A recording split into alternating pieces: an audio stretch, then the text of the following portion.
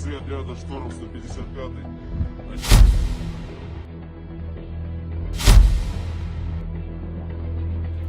ความคืบหน้าสถานการณ์สู้รบในยูเครนที่วันนี้รัสเซียโจมตีทางอากาศพุ่งเป้าเสาโทรทัศน์ในเมืองคาคิฟเมืองใหญ่อันดับ2ของยูเครนภาพจากสำนักข่าว AFP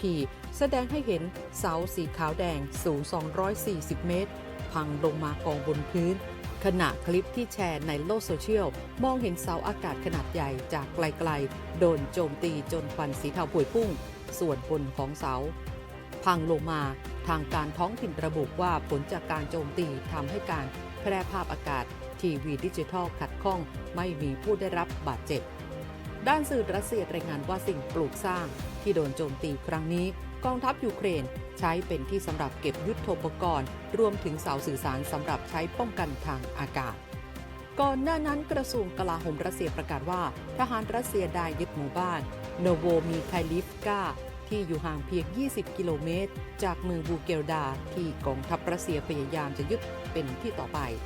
ขณะรุกกลุ่มพื้นที่ในแคว้นเดลเนสที่รัสเซียอ้างว่าเป็นดินแดนของตนนับเป็นการประกาศความสำเร็จ2 วันติดต่อกันหลังจากเพิ่งยึดหมู่บ้านเล็กๆแห่งหนึ่งห่างจากเมืองชาชิฟยาไม่ถึง3 กิโลเมตรเมื่อวันก่อน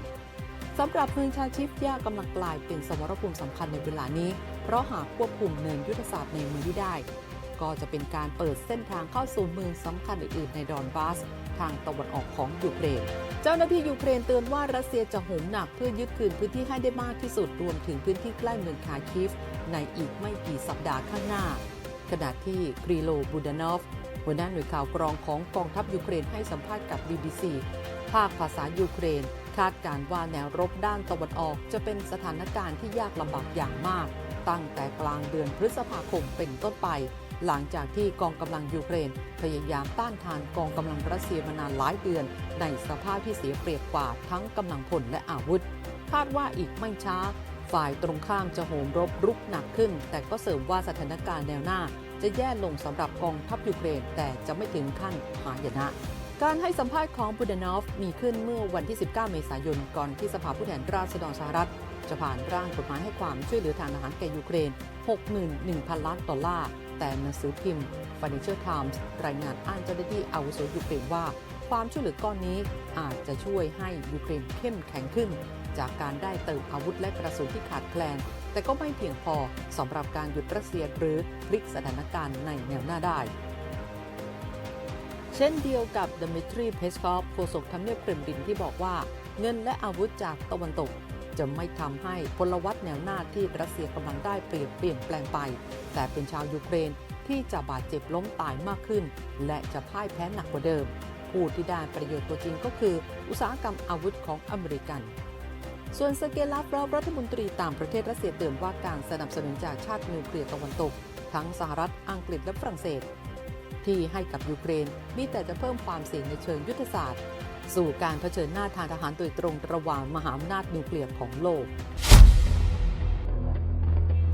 ขณะที่วันนี้ประธานาธิบดีอันเจดูดาแห่งโปแลนด์ให้สัมภาษณ์กับหนังสือพิมพ์ในประเทศว่าหากพันธมิตรนาโตตัดสินใจประจำการอาวุธนิวเคลียร์ในดินแดนของโปแลนด์ตามหลักการแบ่งปันนิวเคลียร์เพื่อเสริมความแข็งแกร่งแนวรบด้านตะวันออกของนาโต